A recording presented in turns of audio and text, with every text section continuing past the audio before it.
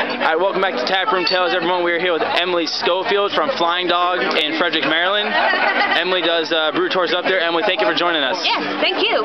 So, what's your history with Flying Dog been? You know, you said you've been there for about, what, a year? Yeah, a little over a year. I started working there last September. I was working in the craft beer industry out in San Diego for a while. When I moved back home to Maryland, wanted to stay involved in the industry and really get back into Maryland craft beer.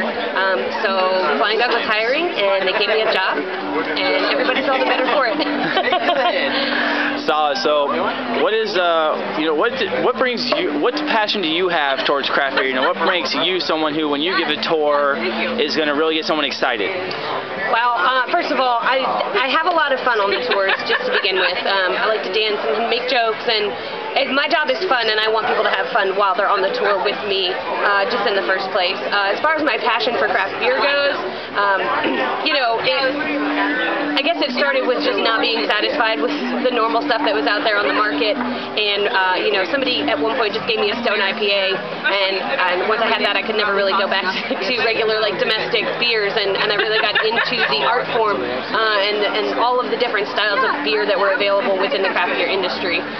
So it's a lot of fun to be able to take people around the brewery and not just you know, give them the knowledge of craft beer in and of itself, but the actual process of making it, and give them a little bit more information as to, like, why beers taste the way they do, and hopefully get people to realize that it's a lot more than just drinking beer to get drunk or whatever, that it really is, you know, the same as coffee or chocolate or anything that you can be really passionate about. The flavors and all of the different styles and the histories of all the different types of beer I just think is really interesting, and I like to be able to convey that to the people and help them on their journey.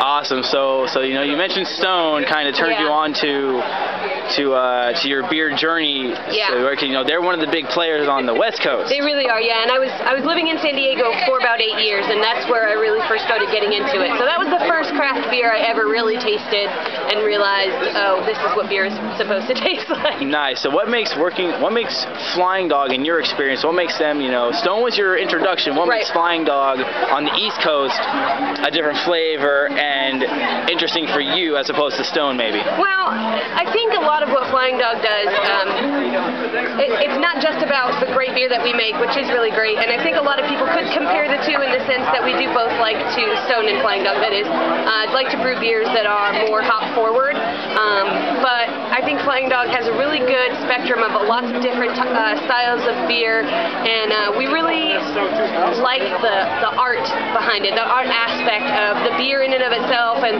obviously the art on our labels done by Ralph Steadman, and it just is it's a very creative place to work. All of the beers are somewhat collaborative. You know, styles come up from anywhere within the brewery, whether it's somebody, you know, that works in sales or somebody that works in the tap room or an actual brewer. It's always just a very creative, collaborative effort within everybody that works together, and I really like that. I mean, I never worked at Stone, so I don't know how they really do things, but as far as comparing the two, I mean, every brewery kind of has its own thing, and not one brewery is better than the other. It's just, you know, and we all have respect for each and every brewery because everybody's doing something different, and it's your creative expression, and it can't ever be wrong, really. Awesome. So for you, where do you see yourself going in this crazy world of craft beer, you know, on the horizon? You know, I've never been one to really plan out any real aspect of my life farther than like a year out or whatever. I love working at Flying Dog. I love working in the industry. I don't ever anticipate getting into the actual brewing side of things. I'm a people person. I like to be out with the public, serve them, educate them.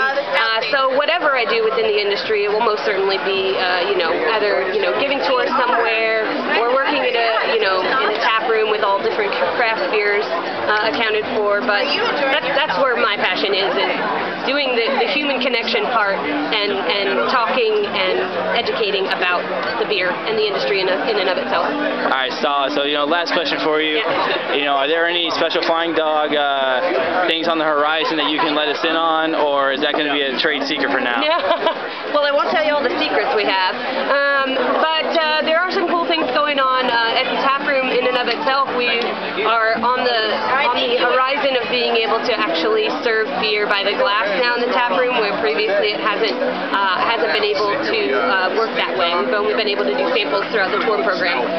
But hopefully in the next couple months, the tap room will be open more as a bar. You can do flights of beer by your choosing, or predetermined flights. You can buy beer by the glass. There's a lot of cool things happening. Every summer we have big concerts and do a summer series, so look out for that next summer. This past summer we had Deer Tick and Of Montreal come up to the brewery and play, and the John Spencer Blues Explosion. We do support local art all the time. Like almost every month we have a local artist and a local band come in and play at the brewery and sell their art and stuff.